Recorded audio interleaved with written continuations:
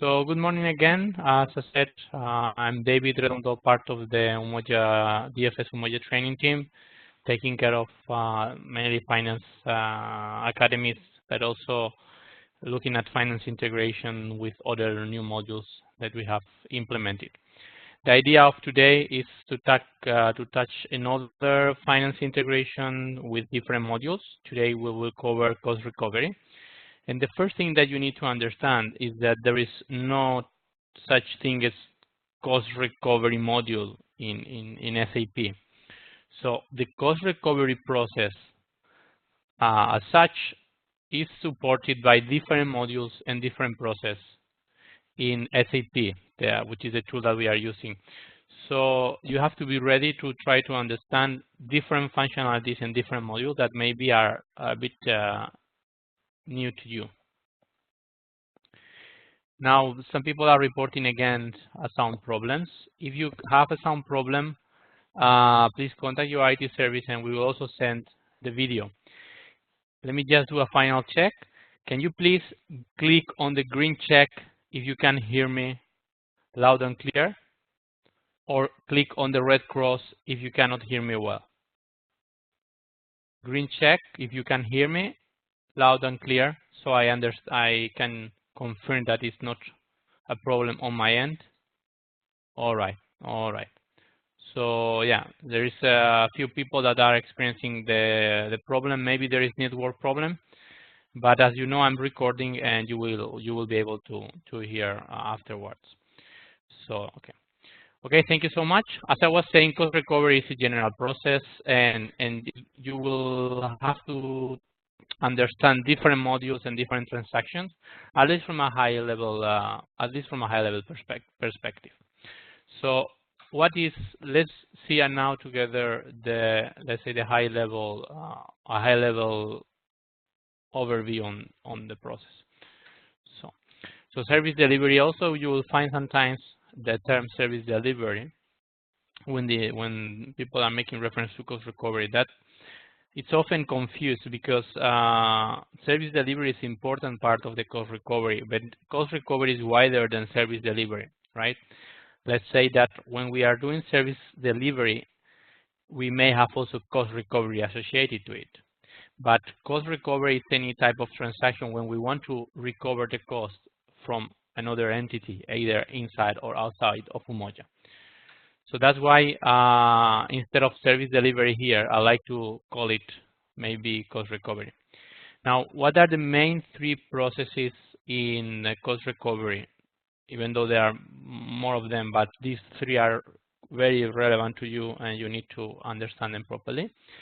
It's service order management, sales order management, and cost allocation. So these three transactions or these three processes will generate revenue. And then revenue can be either spendable revenue or non-spendable revenue. That would depend on the type of activity, and so the type of activity, even the mission or the mandate of the mission. So we'll see if the GL that is impacted is spendable revenue or non-spendable revenue. Okay. All right. Then all this is considered as a cost recovery process, because with the service order, you will be one entity or one mission will be delivering services to another entity, and then we'll want to charge for them. Service order is considered or designed to collect costs from other entities within Umoja. So this is basically for internal. Okay, the service order, it's for internal entities, meaning that the entity that is delivering the service is in Umoja. The entity that is receiving the service is also in Umoja. For sales orders, we can use it also to build services and get revenue, but then this process is for external entities. So if we want to recover costs from an entity or from a customer, then we'll use sales orders. While if we want to recover something from another entity that has its own coding block, its own business area, its own fund, its own cost center, we will use service order. Is this clear? The difference between service orders, when we use service orders and when we use sales orders? Can you please click on the green check if you understood the point or you want me to repeat it?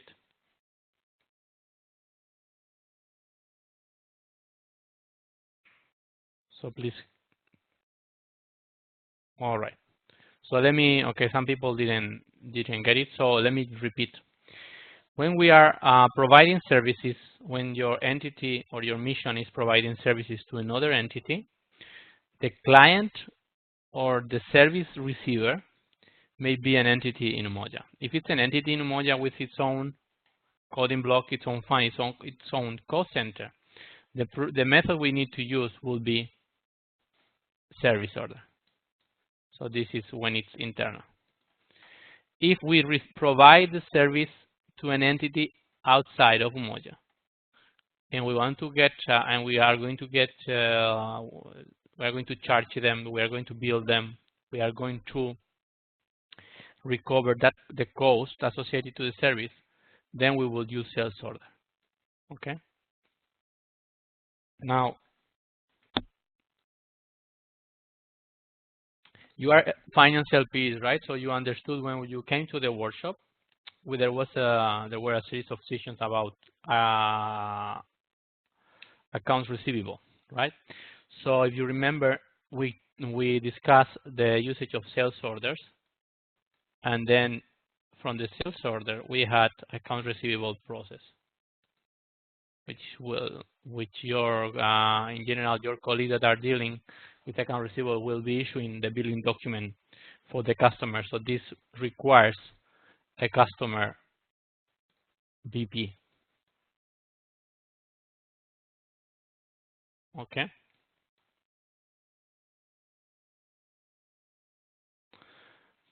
So sales orders and service orders. So what about this cost allocation process? Okay. Cost allocation process is another type of transaction that we are going to discuss now, when the entity is also internal, the entity that is receiving the service. So the mission is also, it's another mission or it's another agency that is in Umoja. So this one is also for internal. Okay.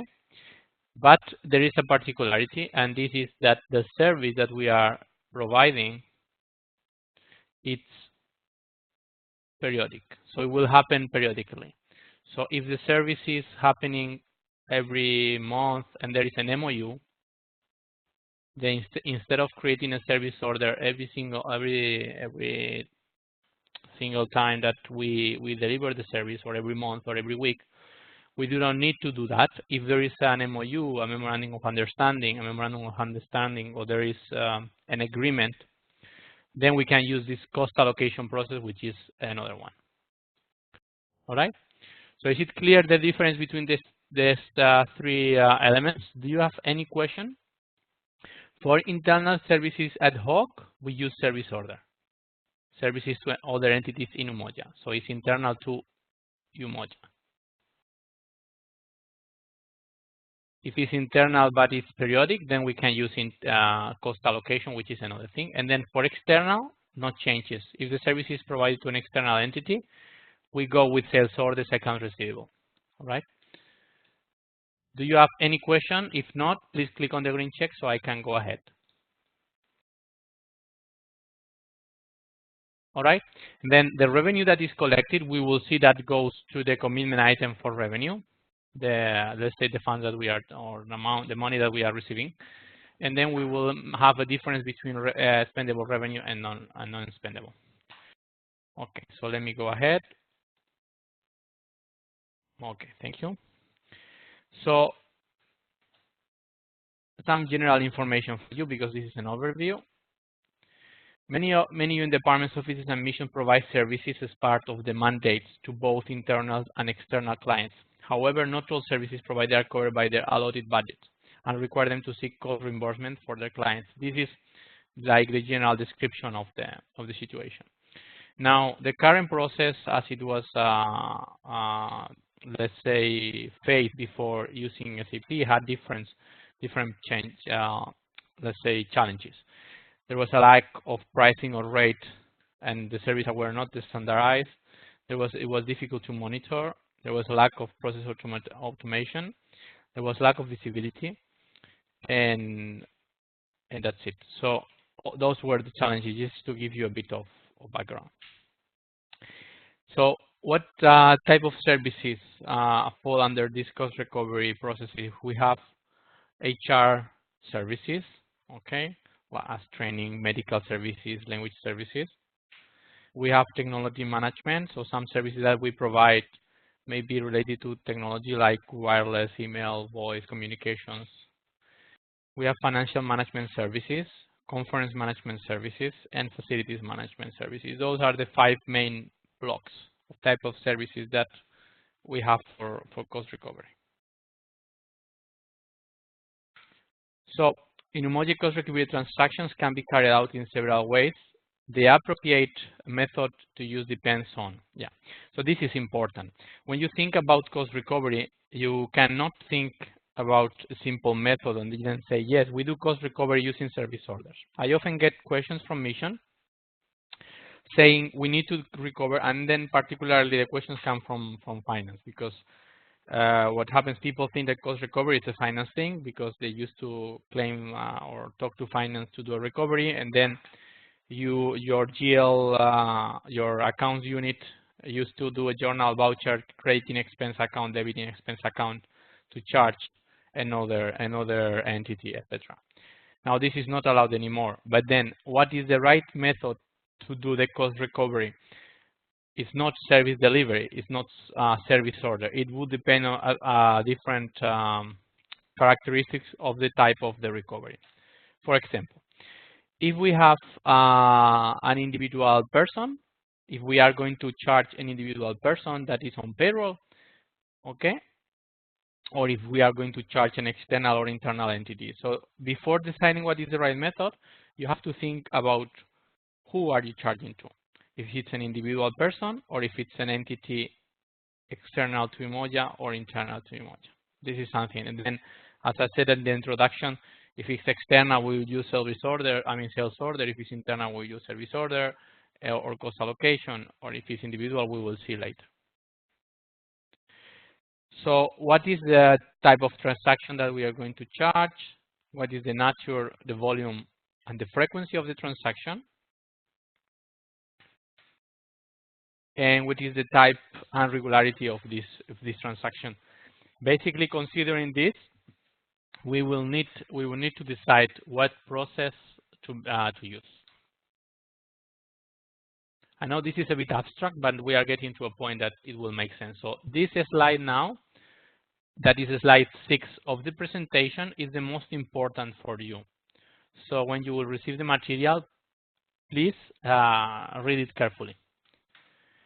So for example, if the cost we need to recover, has to be recovered from payroll? So is it something that has to be recovered from a staff member?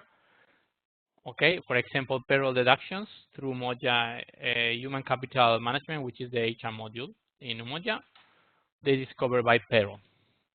So if you have to do, this one is not new to you because there were already costs to be recovered from staff members. So if it's from a staff member of someone that is in payroll, you will do it through payroll.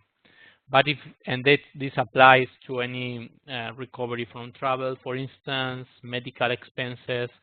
There is a long list of different wage types, and then payroll people know what I'm talking about, and you can use them to recover from payroll.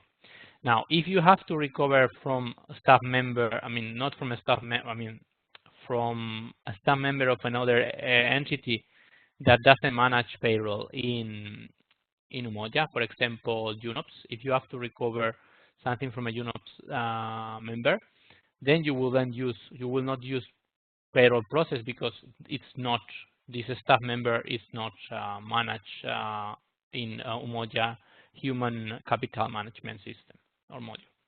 Now, what if what we need to recover is from a lease service? So if we have another entity that is should be paying because it's using certain offices that the mission has, and then we are charging them for the lease out service.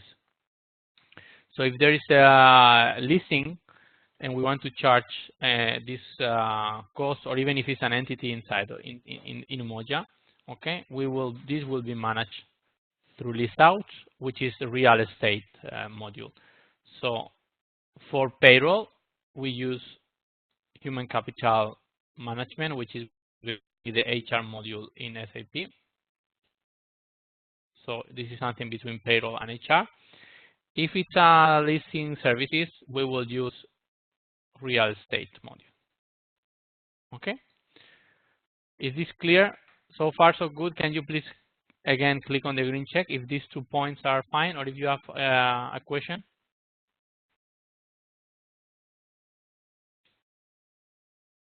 I think it's fine, right?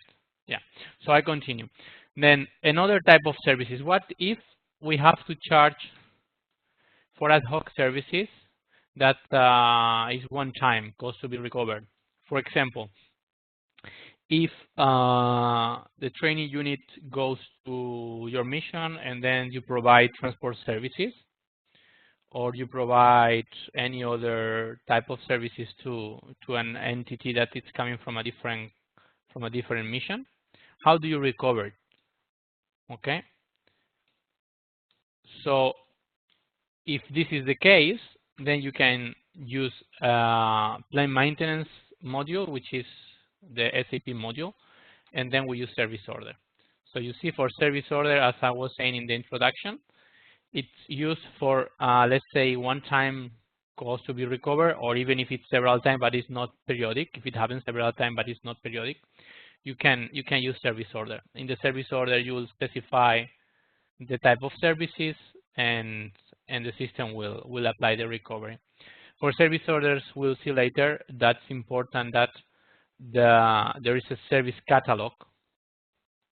The catalog is very important. Well, you have defined the type of services that you provide, and this is approved by, I think, by OPPBA or by the Office of the Controller. So you have also defined the rates of the services. So, and then the service is defined as a certain price per hour or per, I don't know, it depends on the type of service. So you have a unit of measure of this service, and then you use it on the service order. Now, there is another question about UMVs. That's okay. So it was another question about payroll from Bashir that is pointing out that UMV payroll is also managed by UNDP. So that's another example of recovery that wouldn't be possible to recover it through payroll. Okay. So there is another question: can we have recurrent recovery through HCM? Yeah, absolutely, yes. I mean, I don't have a direct contact with the payroll team in New York, but so the question is, can we have recurrent recoveries through HCM? Yes. In HCM or in HR module, where you have the index number of the staff member, you have access to a series of info types. Now, the type of recovery could be periodic, so you can define it a certain amount with a start date and an end date. And yeah, you don't need to, you just need to define it. So this is typically used, for instance, for parking fees, these type of things. Now, I have to ask you, please, Babala, Mahmoud, and also Bashir, if you ask questions, please use the Q&A panel. If you don't know how to get the Q&A panel, please go to the top bar and open it so I can track them. There are two more questions. Who initiates the cost recovery from lease, finance or PMU? The lease cost recovery is managed in real estate. So it has to be managed by the real estate administrator. So normally this would be someone in engineering, I guess. So not sure about PMU, right? For sure it's not finance. I can show you briefly later, if you give me a few minutes, an overview of the real estate process, but it's not initiated by finance. So question about what about staff out of payroll, such UMVs, etc. So if you have a staff that is not in payroll, that means, so again, question about payroll. If you have a staff member that is not in payroll, so that means that does not have an HR master record, or maybe it has the HR master record, but it doesn't have payroll. The staff member will still have a business partner, right, with the role UNFI vendor.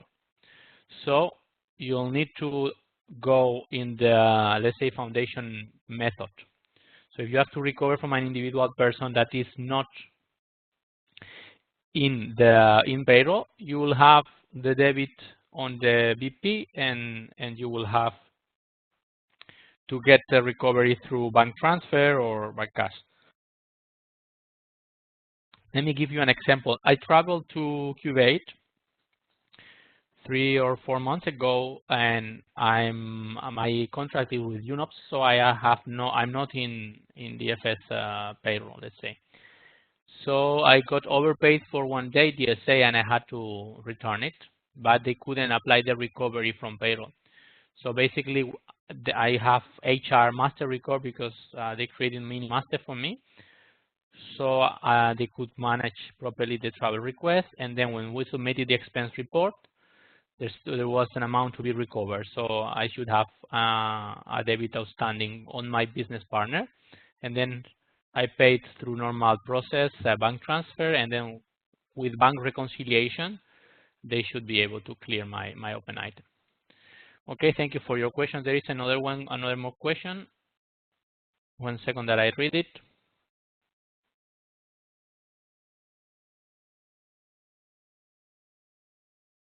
So there's a question if a payment from out of Umoja can be done in cash. It will be deposited in Vision House Bank. Yeah, that's fine. So as if you have to do, but that is purely a accounts receivable process, right? So it's not, I mean, if you have to recover something from an entity out of Umoja, there should be a sales order. If it's not a staff member, there will be a sales order, and then they can process any payment method.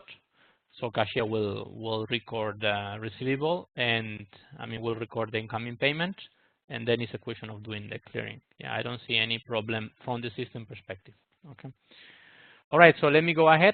We have 3 points. We have covered 3 points. Cost recovered from payroll or staff members. Cost recovered from lease, so it's real estate, and ad hoc services, which is service order. So what else? What else do we have? Cost to be invoiced to external clients directly. So if the entity that we want to charge, or the agent, it's an agency, or it's an NGO, all right, or even if it's a government, and we want to charge them, we want to recover a cost, we will not do it using service order because it's external. In this case, we have to go with the standard account receivable process using sales orders. So it's sales and distribution module, and customer invoice, basically. So if we want to bill a client, okay, we will have to, and we want to get the money back, we have to use a sales and distribution module. And then, as I said at the beginning, with sales and distribution module, there will be a sales order that will be created, okay? And after the sales order, there will be a billing document to be issued by accounts receivable senior user. And then obviously the external entity should have to pay the amount by the proper method, maybe by bank transfer will be the normal one, and then you have bank reconciliation to clear the open item. All right. Thank you so much for the questions. Let's continue then. Internal, so what, this is a very important point, and this is brand new. So if the recovery is associated to goods that have to be issued or transferred, right? Because so far, both service orders and sales orders are typically oriented to services. So what if we are going to issue items to another entity in Umoja, for example, and we want to recover the cost of the item? So we have two scenarios there. If it's another fund or cost center which is on the same mission, we can use good issue. Okay. Good issue is one of the process. Yesterday we explained. Do you remember yesterday we were explaining about good issue? We were reviewing with good issues, and then you have also stock transport or stock transfer orders. Now we will discuss later this one in more detail and good issues and STOs, but it is very important that you understand the following. When you are doing a cost recovery operation, it does not mean that you paid something. You paid for, let's say, for some goods, and then you transfer this good or you issue these goods, and then when you charge the other entity, you get the money or you get the budget back in your budget. It doesn't work this way. Whenever you issue something or whenever you transfer a goods or even fixed asset to another entity, the impact of the budget on their side will be real, they will be paying, but the funds will come as a revenue, which means that they will mainly they will not go back to your budget. But even if they go back to your budget, you may have a problem because then all of a sudden your allotment will be higher than your appropriation at a certain moment. Okay, so these scenarios of cost recovery for goods are very important that you understand that you need to have certain preparation. And then we will see later, you need to have something that is called storage locations that are linked to cost recovery funds, and we will cover it later. But at this moment, I wanted to make the point that internal cost reimbursement related to good or issue transfer, they are managed in logistics execution or inventory module with goods issue and STOs. Okay. There is another question. 1 second. Yeah, there is a question saying if there is a way when we are billing customers, can we generate an account statement of all the pending billing items for that customer? Yeah, probably. Yeah, it's possible to do it. But that is a very particular question for accounts receivable. So if you want me to tell you how to generate this report, please send me a separate email and we'll take action. All right. Okay. So what is the last point? Costs that are supposed to be charged to internal clients on a periodic basis. So for that, we will use another part of the system, which is called indirect activity allocation cycle. And then this is part of cost allocation. So if you see this, this slide, it's a summary of the different scenarios or cost recovery scenarios and the corresponding cost recovery methods. Okay, so you have recoveries from payroll, you use payroll module. You have recoveries relating to leasing activities, you have real estate module. Recoveries ad hoc services to internal entities, you have service order, which is plant and maintenance. If it's internal but it's periodic, you have cost allocation.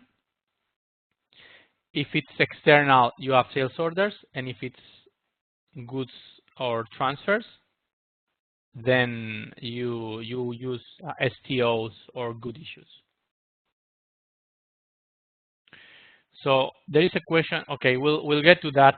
There is a question from Bashir, but we'll get to that in the following slides. All right, because you need to understand the way the funds or the budget is coming back to the let's say to the budget. So is it clear these 6 pictures? Do you can you imagine any scenario, any cost recovery scenario that will not fall under one of these 6 categories? Now, if it's clear, so we covered recoveries from staff members, recoveries from leasing, recoveries from internal services, either one time or periodic. We covered external services, and we covered transfer of goods. So if it's fine, please click on the green check. If it's not fine, please put the red cross and also ask the question. So there is a question, what is the difference between service orders and cost allocation? There is a strong difference. So if you have a service order, you create a service order, it goes through approval, and you approve it one time. And then it's approved by let's say, the section chief that is providing the service. It's released by service delivery planner, and then it's approved by certifying officer of the entity receiving the services that will be paying for it. Now, this happens one time. It's a one-time service. But if, for instance, you have an agreement like Valencia is providing networking services to another to MONUSCO, for example. I don't know. I'm just coming up with an example. So if you have an MOU, or if there is an MOU or an agreement in place for an entity in Umoja to provide a service to another entity in Umoja in a regular basis with, let's say, imagine there is a flat rate or something like that, then we don't need to create a service order and get it approved every single time because you have an agreement. So in that case, you can use cost allocation, which is a different method that will be charging monthly every time, the amount that we are sending. Okay, so it's a different process. So the key here is that it's periodic. So if the service is internal and periodic, then we use cost allocation. All right. Okay. Now it's clear. Thank you so much. So let's continue now. Let's say the important business points on cost recovery that will show to you or will help you understand the way this system works. So let me go please to the next slide. So service delivery and cost recovery guidelines. This is coming also from Office of the Controller, so it's important for you to know. So service delivery catalog with rate cards and a service cost approach with provided transparency to cost recovery mechanism. So as part of the cost recovery process implementation, there was the creation of a UN Consolidated Service Catalog. This is extremely important. Now, most of the times, you want to recover something because you provided a service that sometimes the mission was not supposed to provide, and there is not a clear rate for it. So before applying any type of cost recovery, the mission needs to have a service catalog in place and approved. Okay, all activities to be included in this consolidated service catalog need to be reviewed and approved by OPPBA. So you cannot effectively do cost recovery if you don't have a service catalog and it's approved by OPPBA. So you need to have this, or if you are thinking about applying cost recovery processes on the following year, you need to, the mission needs to get this service catalog. Now, most of the services have been defined and they are there, and there is even a standard rate for services provided by national or local staff or international staff. So there are some that are predefined, but if you provide any particular service, if the mission provides any particular service, they have to be included in the service catalog. Now, something else is that it's fundamental that the service catalog is a prerequisite for service providers. So there is no way that you provide the service, then later you come up with the service catalog, because then you didn't have the rate approved on that time. Okay. Essentially, if you need to recover it, like because it has to be recovered because you as finance expert or your finance unit agree that has to be recovered, then you have to deal directly with OPPBA and then maybe do the adjustment on the accounting side. So, but in order to use the proper cost recovery methodology that has been implemented, you need to have the service catalog, right? And the maintenance of the service catalog is done through material data governance policy. All right? Do you have any question? I can hear microphone. If you have any question, please write it down.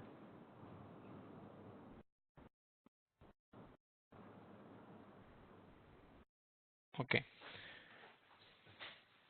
So I think it's fine. Is it clear the idea of the service catalog? Do you understand the concept of the service catalog and its implications?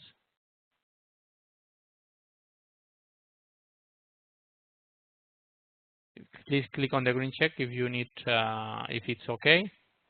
If you understand what is the service catalog. Basically, the service catalog will be just a spreadsheet with the description of the service and the rate, and then this will be reflected in the system. So in the system, you have a T code, I think that is KSBT, that you can go and check the services that your fund centers are providing. Okay, let's go ahead then. So now, what about the process itself? So there is a consolidated service catalog, right? That is centralized. So all the missions have their own services, right? Okay, there is. Yeah, we'll touch. Thank you, Carson, for the question. We'll discuss maybe at the end of the class, okay? Because it's a bit more complex. So let's say that we have a service catalog, okay? And it's centralized. So you have the service code and the rate that is approved and is already in the system, as well as the unit of measure. So you have a service code, which will be activity type whatever or material number whatever. You have rates and unit prices and units of measure. Then you have a service order or sales order or cost allocation, depending on what is the service that you need to provide. And yeah, sorry, this slide is actually about the service catalog itself. So you have the consolidated and central catalog, and it's centralized and it's managed by the MDM team. Okay, this is not the slide that I was looking for. This is the one. So we have now. Let's look. Bashir, pay attention because this is related to your question. So let's say that we have always a service provider. We call it sender because it's the sender of the cost, right? And we have also a service receiver. So please, everybody, pay attention to this diagram that I think for you as finance will be very interesting. So please look at the screen if you are not doing it, because I have an indicator and I know who is not paying attention. I don't want to mention any name, but please focus on this slide. So you have service providers on one side and you have service receivers, right? So the service receiver are, let's say, customer, but not all of them have customer BP. So then we have different ways of sending costs. As I said, we are focusing on service orders, sales orders, and cost allocation, right? So we are delivering the service from the service provider to the service receiver, and then we are charging them. But what does happen with the revenue that we collect? We will make the revenue to go from the service receiver to the service provider. So you get the money back immediately. But it's not like that, because you are applying a cost recovery process. So the action of providing the service and then charging for the cost will generate a revenue. Now, the revenue could be spendable or non-spendable. Do you understand the difference between spendable revenue and non-spendable revenue? Could you please click on the green check if you understand the difference between spendable revenue and non-spendable? Okay. So basically, according to the rules and the nature of the activity that generates the revenue could be spendable, so it can be reused by the mission, or it can be by the mission, by United Nations to be more accurate, or it can be non-spendable. So if and this is defined already in the type of services, and this is also controlled by OPPBA. So if we provide a service that is not part of our mandate, for example, or let's say that as a consequence of our activity in the mission, we are providing services to an NGO, and the NGO is paying for it, this service may be non-spendable. I mean, the revenue of this generated by these services may be non-spendable, which means that the money will go back to member states.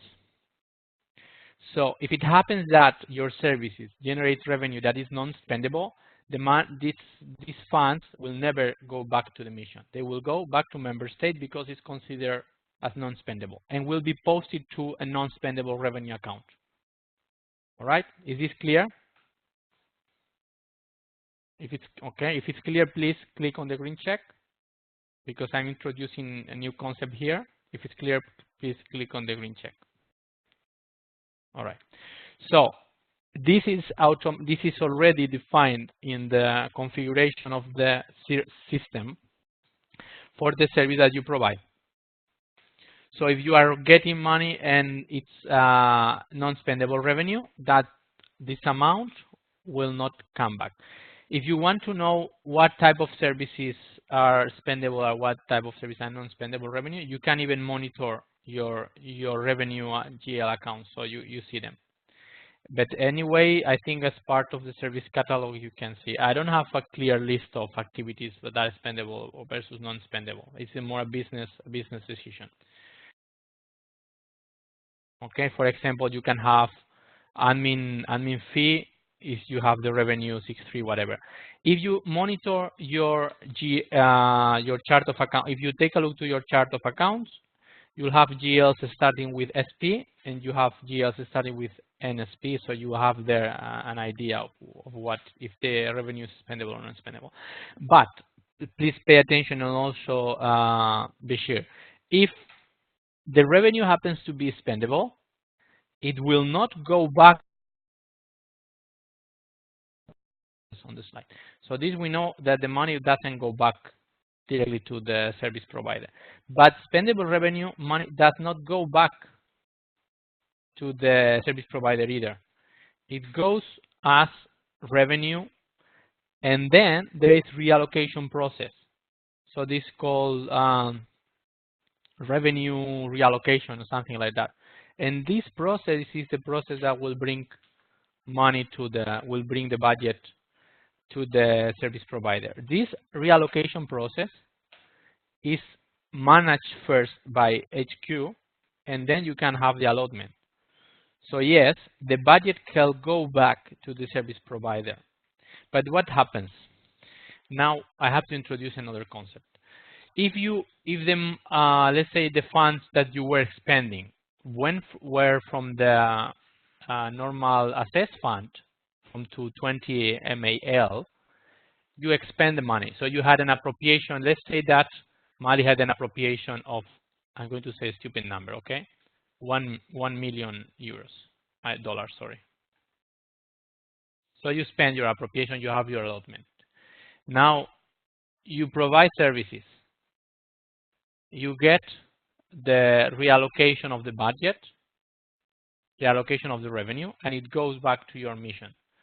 You may have the allotment is going to be increased.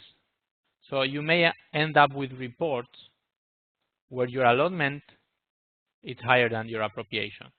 So how shall we manage this situation? That is why we have another type of funds, which are cost recovery fund, 20 PCR for peacekeeping, and 10 RCR for regular budget. And now I will explain, I think, in one of the following slides. So I know I mixed a lot of concepts here, so I need to do some learning checkpoint with you right now. So is it clear the difference between spendable revenue and non-spendable? Please click on the green check if it's fine.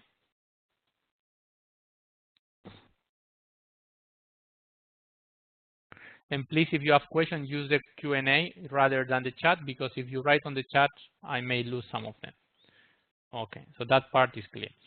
Now, the point of how to manage the revenue.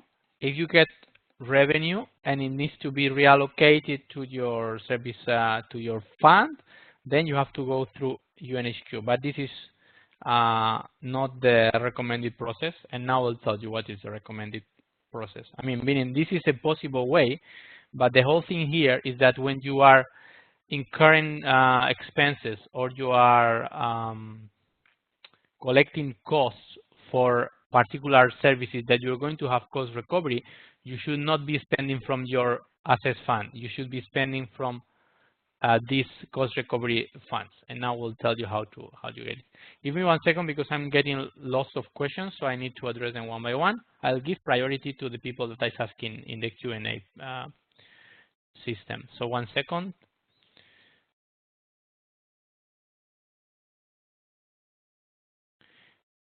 All right. So Hamid, there's a question. Can we consider those spendable revenues miscellaneous income? I'm not sure what you refer to, so maybe we can take this one offline because maybe it's a business question. So but the point is that you don't have to really specify what is the type of service. I mean, what is the type of revenue? This is predefined because if they use the proper methods, the system is already pointing to the right GL. So what you can do as finance is to monitor your let's say the revenue accounts under your fund centers or cost centers, and then you will see what is the revenue that is collected, and then you can assess if something needs to be reallocated. Can non-spendable revenue ever be recalled to spend if needed? No, it's not possible. If you have non-spendable revenue, there is no way to be able to get it back. Now, for practical examples of non-spendable revenue, I think in general it has to do with processes that were not part of the mandate. But now the right process to do the cost recovery, I'm going to cover it in the following. There is a question about what does this mean, the STO. We will cover that later. Okay. All right. Now, question about what's the impact on the budget. So as I said, and I think I really have to introduce the concept of this other cost recovery fund. The impact on the budget, if you manage to have a spendable revenue and then you get it reallocated, it will be an allotment, so it will be an increase. But the impact of the budget of the non-spendable revenue, there is no impact on your fund available budget.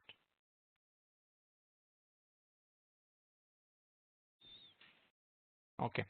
Yeah, those are most of the questions. Okay, do not worry. The whole idea of this slide was for you to get an idea of this diagram where you are delivering services, you are using service order, sales order, or cost allocation to charge your customers, which may be in Umoja or outside of Umoja, and then the revenue could be spendable or non-spendable. If it's non-spendable, it goes back to member state. If it's spendable, there is a revenue reallocation process.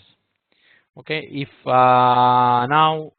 if you want to get real examples of services that are not non-spendable, I would recommend you to check the service catalog of your mission and then ask the LPs on service delivery that will tell you what services they have that are non-spendable.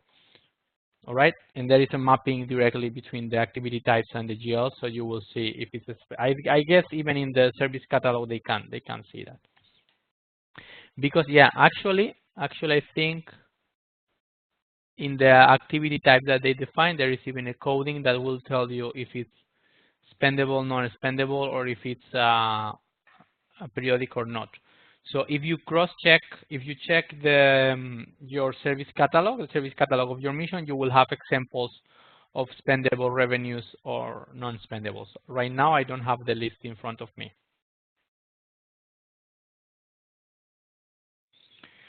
For sales of assets or for sales of goods, we need to discuss it later or offline because it's a bit more complex than that. Give me 1 second, so we continue.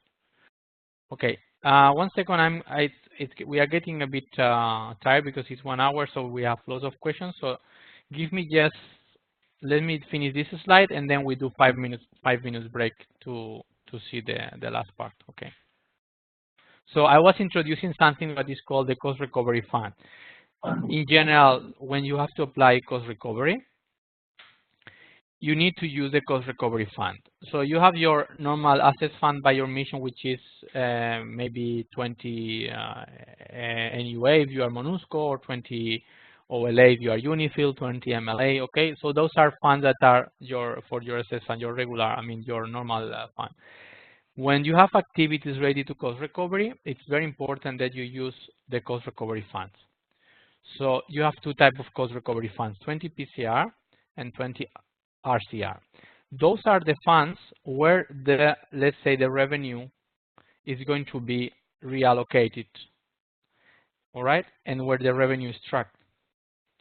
So if you see the diagram that will appear now, you are collecting costs for services, for example, and all this goes to 20 PCR. So it's important that when you are acquiring goods that need to be sold, you acquired or you acquire or you hire consultants for services that are fully dedicated to cost recovery fund, or you raise shopping carts, you raise them using funds from 20 PCR and 10 RCR. Because if you don't acquire using this fund, then you are going to have problem when you need to recover. So how does this work? You normally receive, if they know there is going to be a cost recovery activities, this has to be planned, a cost plan has to be performed, and then there will be an initial allotment, like an advanced allotment, to be done to these cost recovery funds. So once you have an allotment or an advance on these cost recovery funds, then shopping carts and other expenses have to be charged to the 20 PCR or 10 RCR. So when the cost recovery happens, will go back, and if let's say the revenue is spendable, will go back to 20 PCR. So in this case, you are not affecting or impacting your fund. Okay, there are more questions. 1 second, so I can read them.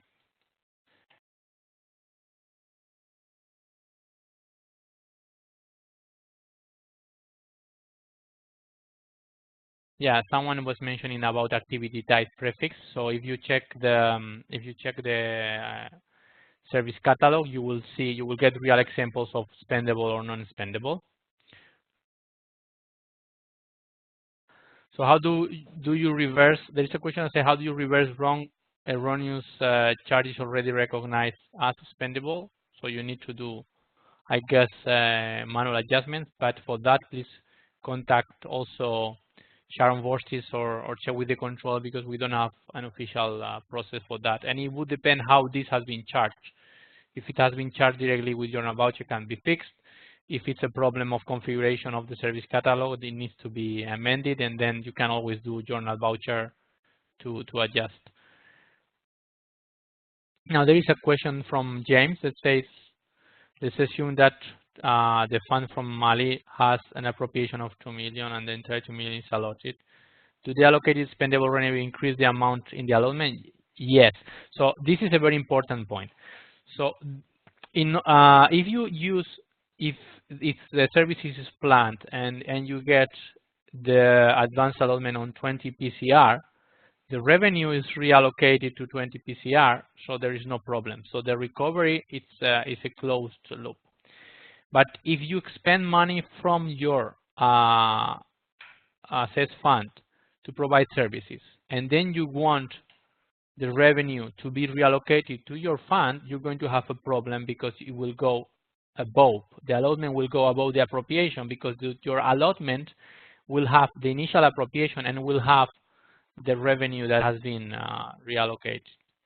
So that's why it has to be used. It's a must to have 20 PCR and 20 RCR involved in the cost recovery. You cannot perform cost recovery using your regular fund. So another question, internal order can be used in order to recover from non-homogeneous entities using 20 PCR? The answer is no. You cannot use internal order for entities that are not internal. If the entities is out of homogeneous, you have to use sales order. Question from Safa. So it is necessary to allot advance to 20 PCR or 10 RCR? Yes. You are going to see in the following slides some cost recovery principles that were drafted by OPPBA, and it's stated there that it's necessary to do the cost plan and it's necessary to get the, let's say, the advance allotment in 20 PCR or 10 RCR. Yes, it's necessary.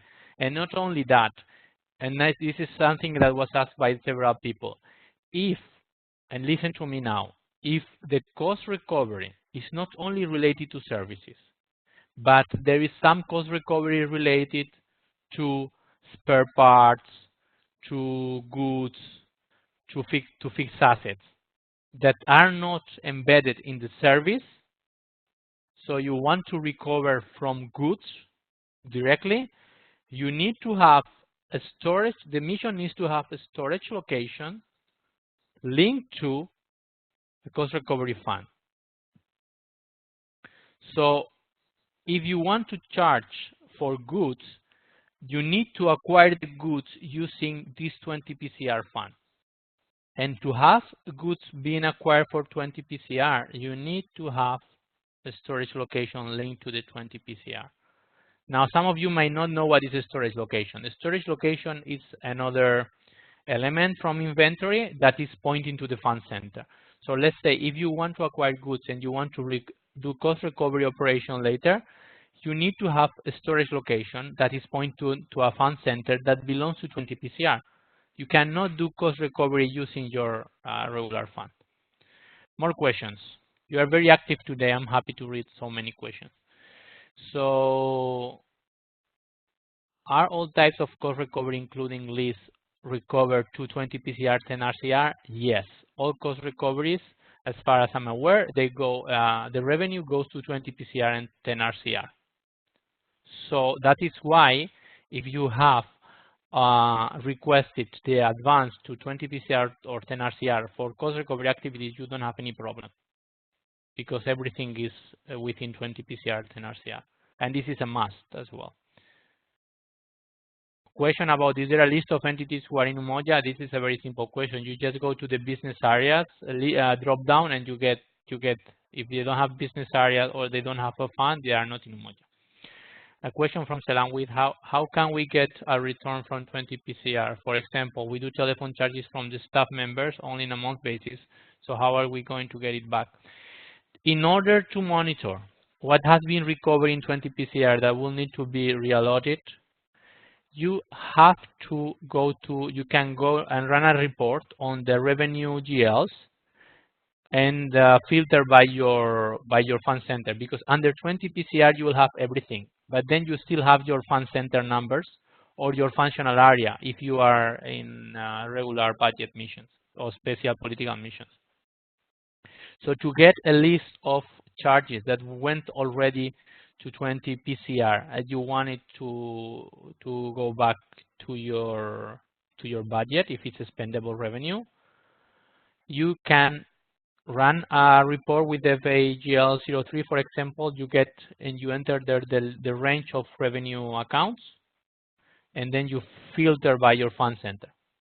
Another more question. Sorry that we are having so many questions. In some cases, that's recovered to 10 UNA. Okay. So someone is telling me that in some scenarios, there are list outs that are recovered to 10 UNA and not 10 RCR. Okay. But then we have to make a difference here between cost recovery activities and things that are not cost recovery, because there are some scenarios where you are for some reason you are getting some funds back directly on your fund, then it's not a cost recovery process. But then if you have, Usama, if you have one of these examples, please send it to me by email so I can understand what is going on there. Now let's do a very quick break, please, of 5 to 10 minutes, and then we finish after that. So I'm going to stop the recording now because I think we need to break a bit so we recap, because it's a lot of information, if you don't mind. Right? So give me like 5 minutes. It's now 11 past 10 here in Valencia, so let's be back at quarter past. Okay? 5 minutes, please. See you in 5 minutes.